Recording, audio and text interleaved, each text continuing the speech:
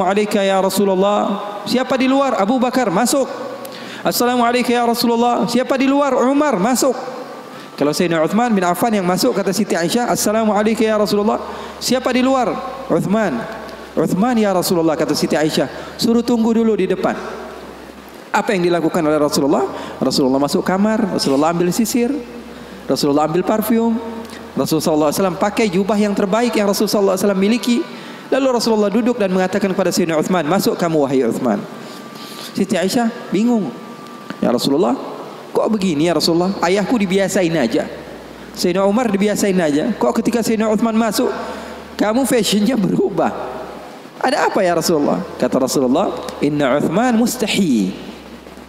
Atau dalam riwayat yang lain, hayy, maluan. Sayyidina Uthman ini orangnya malu. Tastahi minhul malaikah. Bahkan malaikat saja malu sama Sayyidina Uthman bin Affan. Rasulullah SAW memperhatikan hal yang seperti itu.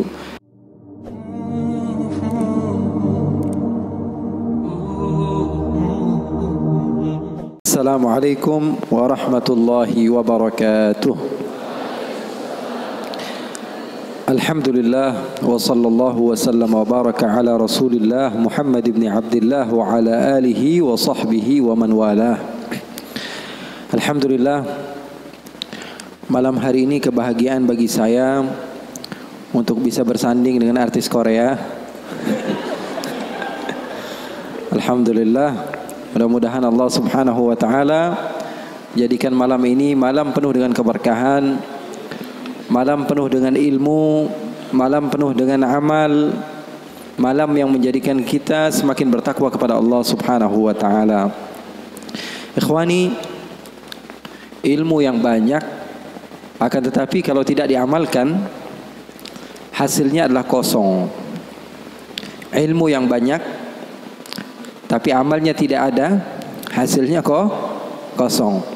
Akan tapi sebagian orang dia fokus kepada sedikit yang dia miliki dan dia istiqamah di dalam kebaikan tersebut, maka menghasilkan sesuatu yang bisa membuat dia bahagia di dunia dan di akhirat. Oleh karena itu pesan saya, apa yang telah disampaikan Al-Habib Muhammad barusan, banyak ilmu yang bisa kita ambil, banyak ilmu yang bisa kita gali, banyak ilmu yang bisa kita amalkan. Sedikit yang beliau katakan ambil, amalkan. Terkadang sebagian di antara kita kalau kebanyakan malah error. Betul atau tidak? Betul atau tidak? Makanya ada kaidah mengatakan apa? Ma la yudraku kulluh la yutraku julluh. Jadi pesan saya di pertemuan ini, insyaallah mulia ini, nggak usah panjang-panjang ya. Yang tadi aja kita ulang-ulang lagi, kita ingat-ingat lagi, kita amalkan. Saya kira segitu saja dari saya.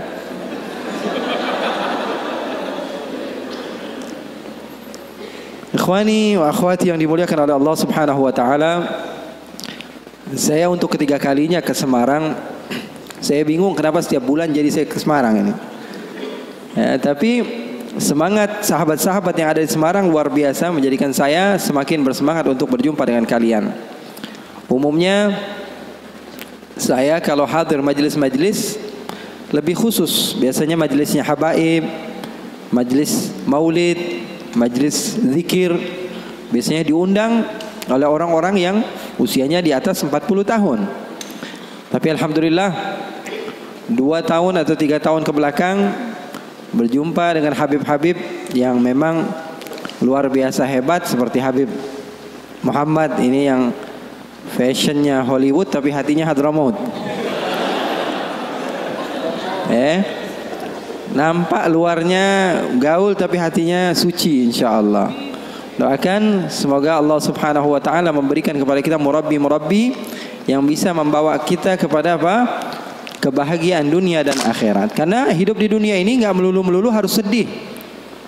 Berapa banyak orang yang sok khusyuk malah jadi orang bodoh. Berapa banyak orang yang sok khusyuk malah jadi gila. Betul atau tidak?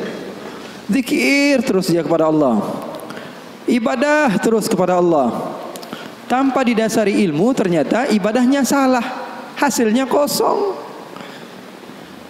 Diceritakan bahwa ada orang yang beribadah sampai 40 tahun di dalam satu goa.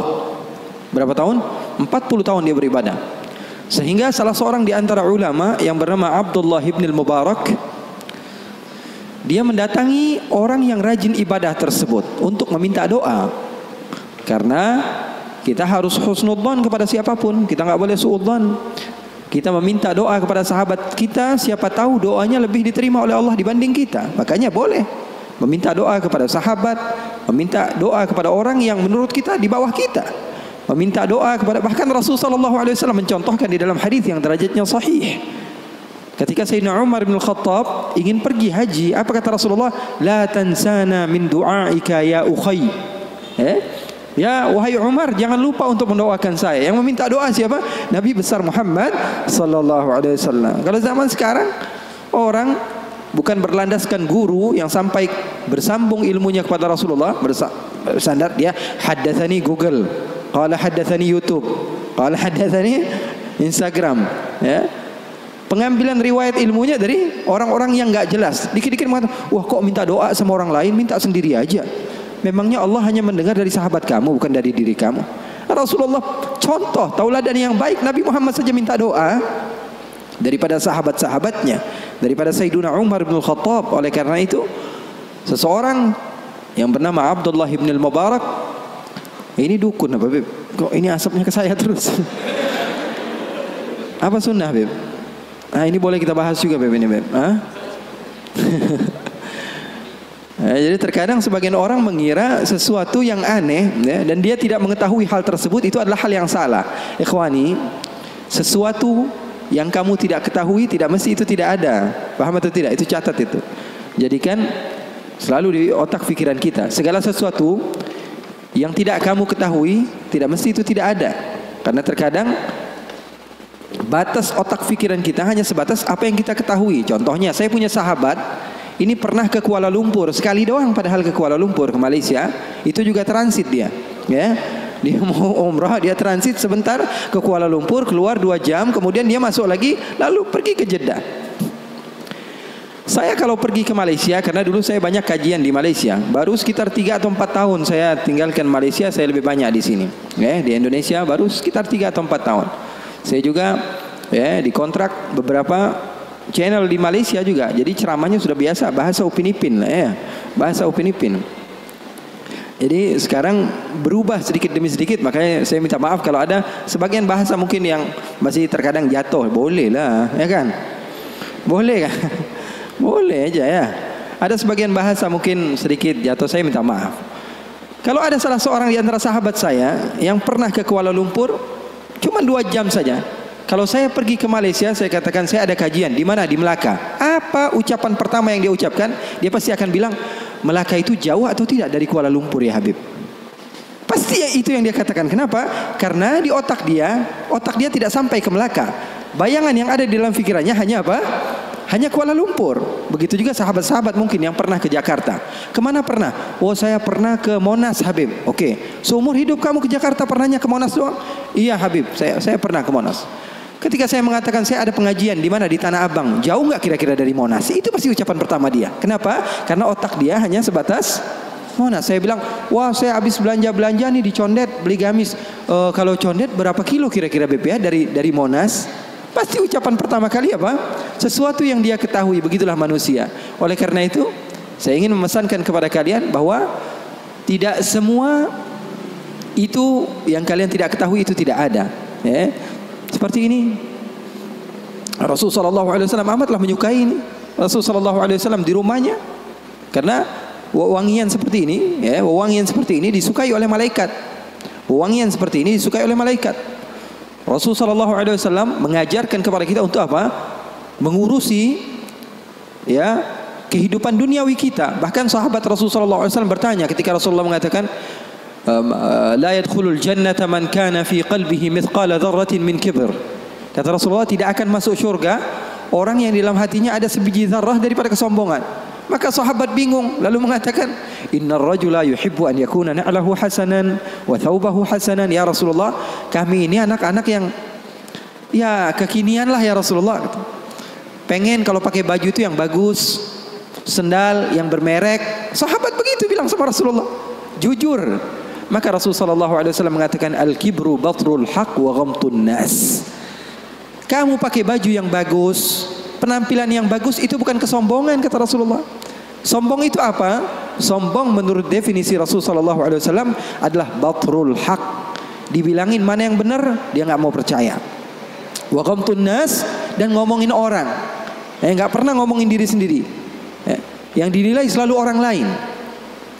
Yang dinilai selalu orang lain. Jadi Rasulullah SAW sangat menganjurkan kepada sahabat-sahabatnya untuk senantiasa memakai wewangian. Bahkan kalau ada orang yang memiliki bau yang tidak bagus masuk ke dalam masjid Rasulullah SAW, Rasulullah katakan la yadkhulu masjidana hadza. Ada bau-bau bawang kata Rasulullah SAW, jangan masuk ke masjid kami. Karena apa? Karena malaikat tidak suka kepada bau-bau yang seperti itu. Jadi nanti mungkin bakalan ada muhadarah khusus, nanti kita minta Habib Muhammad menjelaskan tentang bagaimana syama'il Rasul sallallahu alaihi wasallam, fizikal baginda Rasul sallallahu alaihi wasallam, kehidupan Rasul sallallahu alaihi wasallam secara duniawi di rumahnya, bagaimana ketika Rasul sallallahu alaihi wasallam memiliki wewangian. Rasulullah memiliki satu kotak, isinya apa? Macam-macam. Rasulullah bawa, kalau kita sekarang tas, di dalamnya isinya bermacam-macam. Rasulullah memiliki satu kotak, isinya apa? Sisir. Isinya apa? Isinya sisir. Rasulullah SAW menyisir. Isinya siwak. Isinya alat-alat kebersihan. Senantiasa dibawa oleh baginda Nabi Muhammad SAW. Sesuatu yang kita tidak ketahui itu tidak mesti tidak ada. Kitanya aja yang kurang piknik di dalam membaca. Gampang nyalahin orang lain.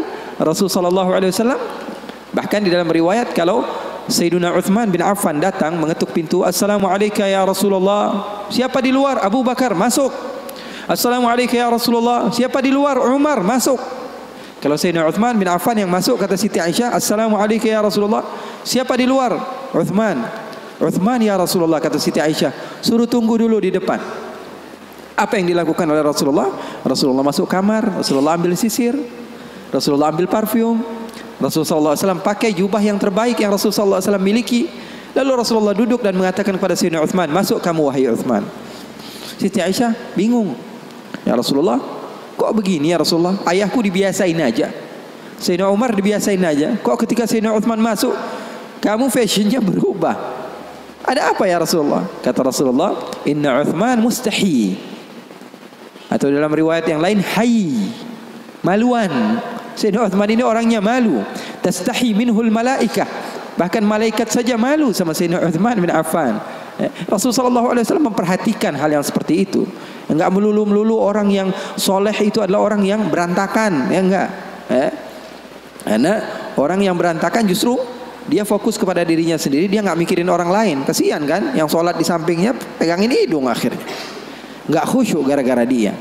Orang lain melihat agama Islam, agama yang kotor, menjijikkan, sehingga sebagian orang enggak mau masuk Islam. Kan dicontoh jadinya.